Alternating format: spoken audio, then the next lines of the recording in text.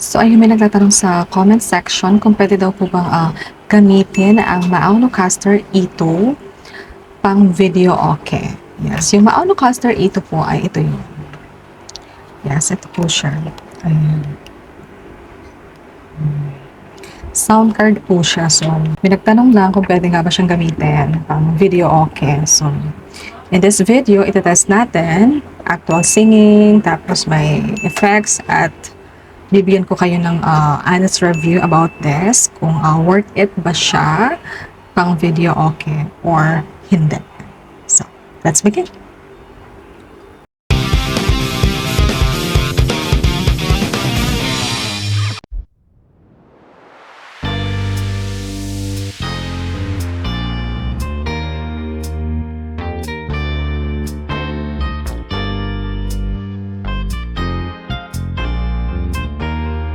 So, hi everyone and welcome back sa aking channel. Ayan, so if you love reviews, test, mic test, product test, beauty product, drink test, mga ganyan. So, welcome na welcome ka dito sa aking channel kasi lahat yan ay tinatry ko ng mga bahid ng Malaysia.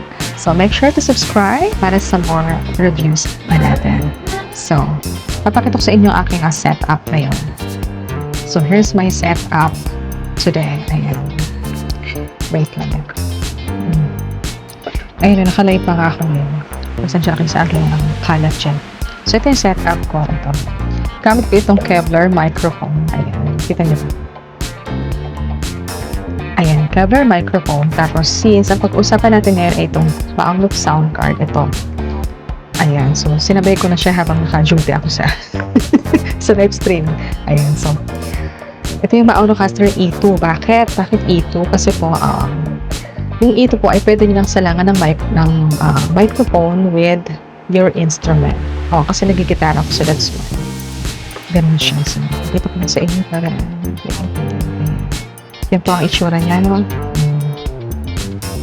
So, ito siya guys, ha? Ayan. So, ito, kukonek mo siya through your phone. Ayan, kapag nagla-livestream ka. Ayan. Tapos meron pa siyang isa. Ito naman, kapag magre-recording, gagamitin kasi natin siya mamaya. Ito isang saksakin. Dalawa yung live 1, tapos live 2.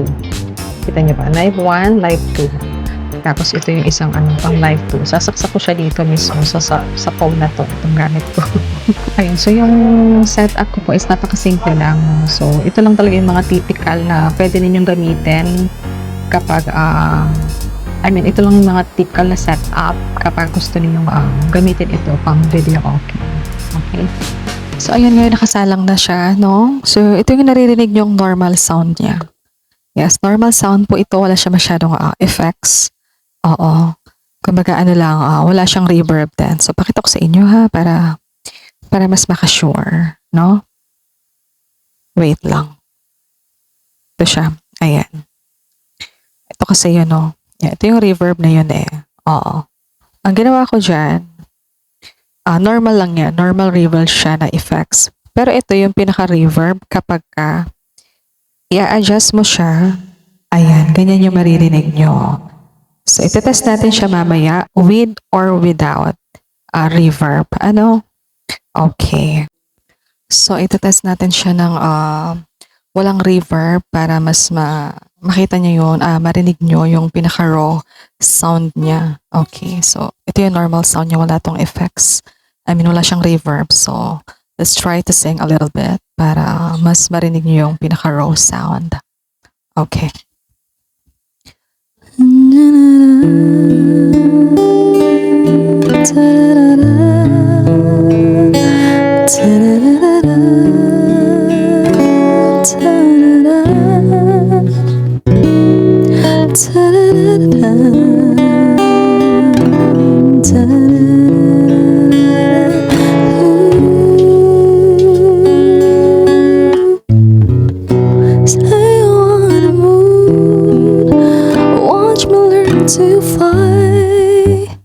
Okay, that's it. So again, yan po yung sound niya kapag wala siyang reverb. Okay, so nakakatuwa naman, ganyan lang talaga yung tunog niya. And yes, for me parang it's fine naman kahit wala siyang reverb, no? So ngayon itatry naman natin siya ng with reverb. Okay, so let's test again. So ayan, ngayon meron na siyang reverb. So tatry ulit natin i-test, no? For singing. Okay, so let's do it.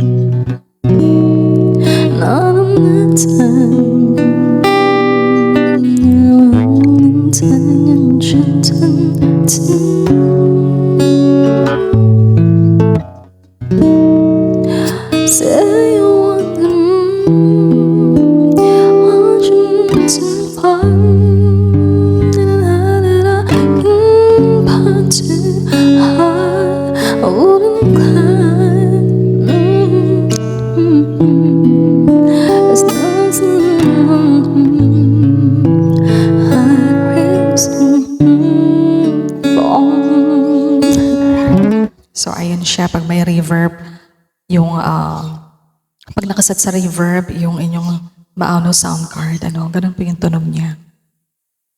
So, for me, mas video okay feels talaga siya kapag merong reverb. And, yun nga, napansin ko, kapag may reverb, mas fuller na yung sound niya. Tapos, parang nasa video okay ka talaga. 'Di ba? Which is nakakatuwa. And, yes, maganda talaga itong Maonocaster ito na ito. Tapos ayun, based dun sa tanong, pwede ba siyang pang video okay? Okay, so bago ko sagutin yon, sasabihin ko muna bakit nga ba pwede siyang pang video okay. Of course kasi, of course kasi meron siyang mic input, tapos meron siyang may built-in effects na siya like yung reverb nga na tinatawag natin. Tapos, of course, pwede kang mag-play ng music via phone, 'di ba? Pero take note ha, take note. Ayan. Pasensya na, dito na rin ako nagsalita, no, para marinig nyo. Okay, so take note, hindi po siya designed as video okay system. Okay, again po, hindi siya designed for video okay system. Okay? So, here are the limitations. Okay, so kailangan mo kasi siyang i-connect sa external speaker. Yes, I mean kailangan mo ng external speaker. Tapos isa pa is walang lyrics or scoring system, 'di ba? Tapos mas pang streaming or podcast lang talaga siya. So design talaga yung Maonocaster E2 na sound card for live streaming lang. Kagaya nga nitong ginagawa ko, ayan. Di ba? Naka-live stream. So, yes. So, may nagtatanong nga kasi kung pwede nga ba siyang pang video okay. So, ang sagot ko, yes, pwede naman siya pang video okay. For home video okay, for practice, and for content creation. Pero kung hanap mo is pang video okay experience talaga, hindi ko nga lang siya ma-recommend na best option. Okay? Once again po, kung hanap nyo ay pang video okay, hindi ko nga lang po siya ma-recommend na best option for that. Pero at least magagamit nyo naman siya for, pwede nyo siya isa lang sa speaker ninyo kung meron. Tapos, aside from that is, pang matagalan naman kasi itong Maonocaster na ito. Tapos, kung nagla-live stream kayo, yes, patok na patok siya, yes. Sure na sure, okay siya kung nagla-live streaming po kayo. Ayun lang. Well, anyway, if you found this video helpful, don't forget to like, yes, comment, and wag na mag-comment kung wala magandang sasabihin. Sure. And of course, mag-subscribe. See you on my next review. God bless you all.